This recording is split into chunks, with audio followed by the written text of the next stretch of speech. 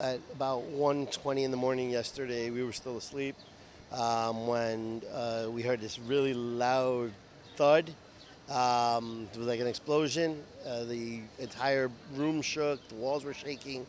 Um, that woke us up. My wife jumped out of bed, checked on the kids. The kids were fine, thankfully, and there was a gray cloud that was basically surrounding the entire building. At that point, we realized it was going to be something big. The fire trucks were getting there pretty quick. Um, so when they got there, I went out on the balcony and I realized that it wasn't smoke out on the balcony. It was actually like concrete dust. We yelled down to the firefighters if we needed to escape, and they said absolutely. So at that moment, um, I said, "Grab your things, we got to go." We grabbed our things, but when we exited the building is when we actually realized just how much damage had happened. So we exited our apartment. I looked to the left, and our neighbors to the left, it's a half an apartment. It's been sheared off from top to bottom. The elevator shaft, which is directly across from us, is just two holes. So that was crazy. And then we sprinted to the stairwell, and when I opened the stairwell, the wall to the stairwell is missing. So it's at that moment is when it really hit, like we need racing against the clock and we need to run. It's pitch dark, so we're just yelling to each other down the hall.